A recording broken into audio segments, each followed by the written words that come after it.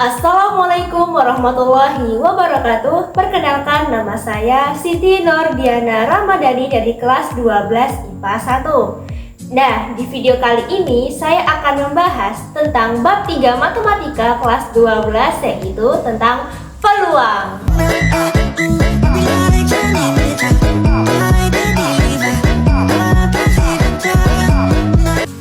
Ngomong-ngomong, peluang itu apa sih?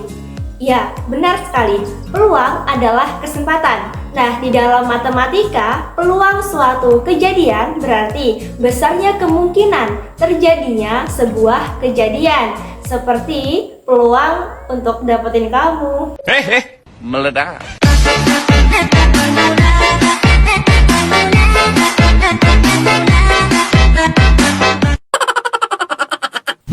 Peluang suatu kejadian dalam matematika dirumuskan dengan panas, yaitu PA sama dengan NA per NS, di mana PA adalah peluang suatu kejadian A sama dengan banyaknya cara yang terjadi atau kemungkinan yang terjadi dibagi dengan banyaknya semua kemungkinan.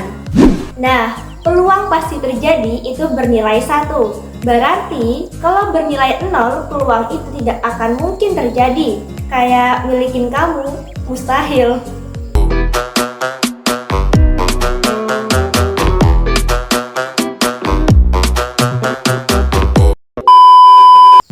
Oke, bercanda. Kita lanjut ke pembahasan berikutnya. Contoh nih, kamu tahu dadu kan? Yang biasanya dibuat mainan rumah tangga. Salah. Ular tangga maksudnya, sorry. Nah, dadu itu berbentuk kubus, dia memiliki 6 sisi. Nah, di setiap sisi dadu itu menunjukkan jumlah angka, yaitu dari angka 1 sampai angka 6. Nah, aku punya soal nih. Berapa jumlah mata dadu angka 4? Ada 1. Nah, kemudian berapa jumlah mata dadu bilangan prima? Ada 3. Ada angka 2. Kemudian ada angka 3 dan angka 5. Nah, berarti udah paham kan? Coba nih soalnya aku ganti. Misal sebuah dadu dilemparkan 1 kali. Berapa peluang muncul jumlah mata dadu angka 4 dan bilangan prima? Nah, kita bisa menggunakan cara yang tadi nih, yaitu panas, yaitu PA sama dengan NA per NS, di mana NA itu adalah banyaknya anggota A atau banyaknya muncul angka 4 itu ada berapa? Ada 1. Jadi kan NA-nya nilainya 1. Kemudian NS adalah banyaknya semua kemungkinan atau banyaknya semua anggota S, ya kan? Nah, anggota S ini di dadu ada apa aja? Ada 1, 2, 3, 4, 5, dan 6. Jadi jumlah anggota S-nya ada 6. Nah, jadi kita bisa memasukkan langsung, yaitu PA sama dengan 1 per 6. Oke, kita lanjut ke jumlah muncul mata dadu bilangan prima. Nah, berapa sih anggota bilangan prima pada sebuah dadu? Nah, pada sebuah dadu tadi kan ada 3 bilangan prima, yaitu 2, 3, dan 5. Jadi anggotanya ada berapa? Ada 3. Ya, kemudian NS-nya tadi ada 6. Jadi peluang muncul jumlah mata dadu bilangan prima adalah 3 per 6, atau kita sederhanakan menjadi 1 per 2. Selanjutnya ada yang namanya peluang komplement suatu kejadian. Misal, komplement suatu kejadian A adalah kejadian A yang tidak terjadi. Dirumuskan dengan peluang A komplement sama dengan 1 dikurang peluang A. Misal, peluang Andre lulus tes adalah 0,95. Berapakah peluang Andre tidak lulus tes? Nah, jadi ini tinggal kita masukkan saja ke rumusnya, yaitu peluang A komplement sama dengan 1 dikurang peluang A sama dengan 1 dikurang peluang Andre lulus tes tadi 0,95 sama dengan 0,05. Jadi peluang Andre tidak lulus tes adalah 0,05. Kemudian ada frekuensi harapan yang dirumuskan dengan FHA atau frekuensi harapan kejadian A sama dengan peluang A dikali N. Misal, sebuah dadu dilemparkan 100 kali. frekuensi harapan muncul muka dadu bilangan prima adalah: pertama, kita mencari NP atau anggota bilangan prima, yaitu ada 3. Anggotanya adalah 2, 3, dan 5. Kemudian NS-nya adalah 6. Kemudian kita langsung masukkan ke rumusnya, yaitu FHP atau frekuensi harapan bilangan prima sama dengan PP dikali N atau peluang bilangan prima dikali N sama dengan NP, yaitu 3 dibagi NS dibagi 6 dikali N 100 sama dengan 50. Oke, nah kalau tadi kan hanya peluang satu kejadian. Nah, di matematika juga ada nih yang namanya peluang kejadian majemuk. Buat apa sih peluang kejadian majemuk itu? Nah, jadi peluang kejadian majemuk itu untuk menghitung jumlah peluang yang terjadi jika ada 2 atau lebih kejadian. Yang pertama adalah kejadian saling lepas, berarti misah ya, kayak LDR gitu. Oke, jadi kejadian saling lepas ini adalah peluang yang tidak dapat terjadi secara bersamaan. Nah, biasanya pada soal ini dicirikan dengan adanya kata atau. Dirumuskan dengan peluang A atau B sama dengan peluang A ditambah peluang B.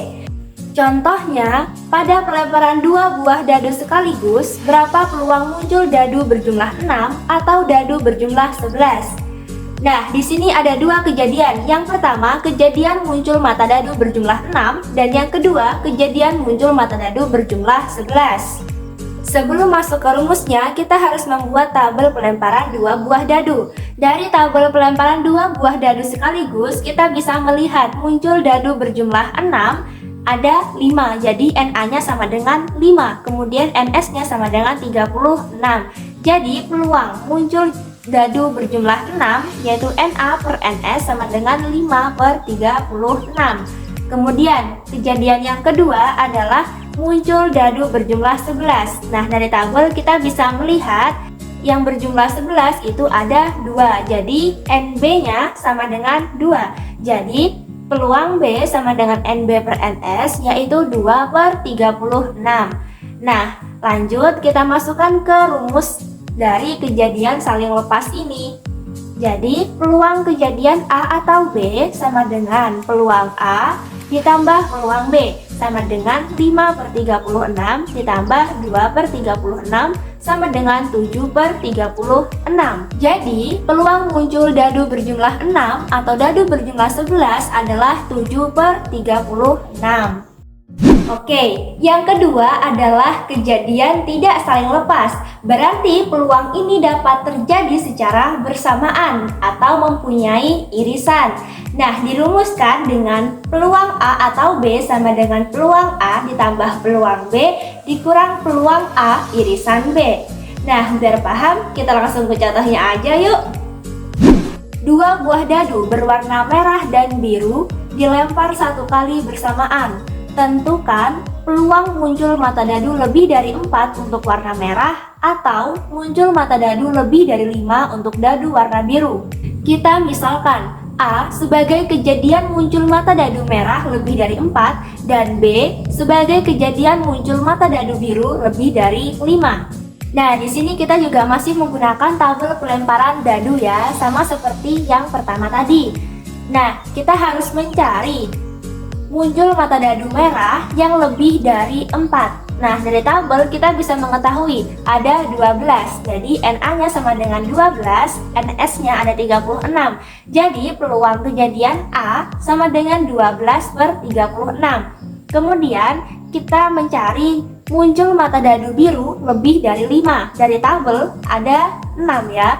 Jadi NB-nya sama dengan 6. Nah, kita masukkan jadinya adalah peluang B sama dengan NB per NS yaitu 6 per 36. Selanjutnya kita mencari peluang A irisan B. Kita mencari irisannya. Mana sih yang sama dari peluang A dan peluang B ini? Nah, di sini ada 2 ya. Jadi NA irisan B sama dengan 2. Kemudian NS-nya 36. Jadi peluang A irisan B sama dengan 2 per 36. Kemudian langsung kita masukkan ke rumusnya, yaitu peluang A atau B sama dengan Berarti tadi ya peluang A-nya jadi 12/36 ditambah peluang B-nya 6/36 dikurang peluang A irisan B 2/36. Kita memperoleh hasil 16/36 dan disederhanakan menjadi 4/9. Jadi peluang muncul mata dadu lebih dari 4 untuk warna merah atau muncul mata dadu lebih dari 5 untuk warna biru yaitu 4/9. Lanjut, yang ketiga, kejadian saling bebas. Berarti peluang ini dapat terjadi jika kejadian tidak saling berpengaruh, ya kan? Nah, biasanya pada soal dicirikan dengan adanya kata dan. Nah, peluang ini dirumuskan dengan peluang A dan B sama dengan peluang A dikali peluang B. Kita langsung ke soal aja yuk. Nah, tentukan peluang muncul mata dadu bilangan prima dan muncul sisi angka pada koin ketika sebuah dadu dan uang koin dilempar bersamaan. Kita misalkan A sebagai kejadian muncul mata dadu bilangan prima dan B sebagai kejadian muncul sisi angka pada uang koin. Nah, kita harus tahu pada dadu ini ada berapa sih yang termasuk bilangan prima. Jadi ada 2, 3, dan 5. Nah, anggota dari kejadian A di sini ada 3. Jadi NA sama dengan 3. Kemudian NS-nya adalah 6. Jadi peluang A sama dengan 3/6. Lanjut ke kejadian B. Nah, pada uang koin kan cuma ada 2 sisi. Otomatis NS-nya sama dengan 2. Nah, muncul sisi angka ada berapa sih? Ada 1. Jadi peluang B sama dengan 1/2. Kemudian kita masukkan ke rumusnya. Tadi adalah peluang A dan B sama dengan peluang A dikali peluang B sama dengan 3/6 dikali 1/2 sama dengan 3/12. Atau bisa kita sederhanakan menjadi 1/4. Jadi peluang muncul mata dadu bilangan prima dan muncul sisi angka pada uang koin ketika dilempar bersamaan adalah 1/4. Nah, yang terakhir ada kejadian bersyarat. Apa sih maksudnya? Misal ada 2 buah kejadian, yaitu kejadian A dan kejadian B. Nah, peluang terjadinya kejadian B ini apabila kejadian A ini telah terjadi. Jadi begitu. Peluang ini dirumuskan dengan peluang kejadian B setelah kejadian A sama dengan peluang kejadian B irisan A per peluang A. Nah, langsung ke soalnya aja yuk. Misalnya, pemilihan ketua organisasi terdapat 14 calon, 8 laki-laki dan 6 perempuan. Di antara 8 laki-laki, 5 diantaranya masuk ranking 10 besar di kelas masing-masing.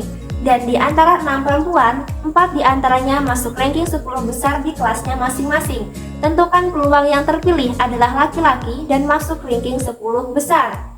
Nah, dari soal kita bisa mengetahui syaratnya, yaitu terpilih adalah laki-laki dan harus masuk ranking 10 besar. Nah, dari tabel kita bisa melihat di mana NA atau kejadian terpilih masuk ranking 10 besar adalah 9, yaitu 5 ditambah 4 sama dengan 9. Nah, kemudian NB sama dengan 8, yaitu kejadian terpilih laki-laki.